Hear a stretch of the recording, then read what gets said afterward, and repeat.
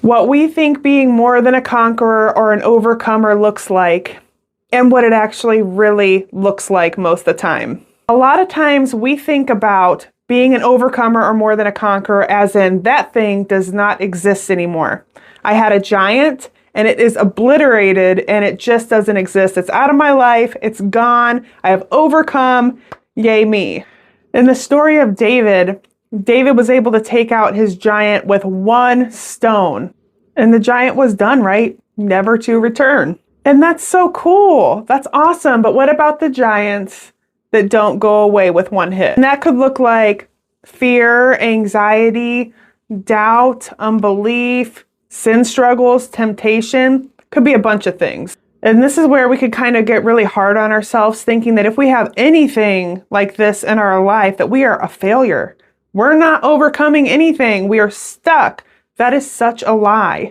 How will we ever even realize that we are more than conquerors if there is nothing coming against us to conquer? God has given us, I almost see a picture of a big bag of stones. He's given us infinite stones that we can throw in the moment at any giant that is coming against us. Maybe that looks like speaking out the word against it.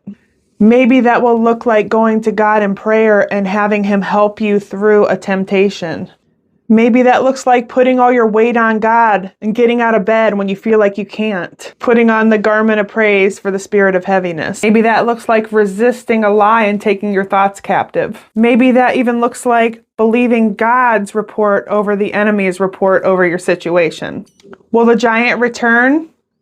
Probably. I've had it return 2 minutes from then, 10 minutes from then, a half an hour the next day. And there's things that I walk through now that I thought I was over that resurface years later.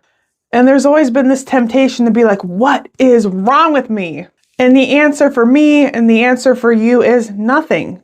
You just get to throw more rocks. So I hope that changes the perspective a little bit for somebody, because some of us don't even give ourselves any credit. I've been there and we're overcoming all of the time and we're not even realizing it. We're never going to have an absence of problems, but we are going to have a God who has provided all the rocks, all the stones, all the solutions, and the next step forward. And as long as we are taking it, we are overcoming and we are conquering. Be encouraged.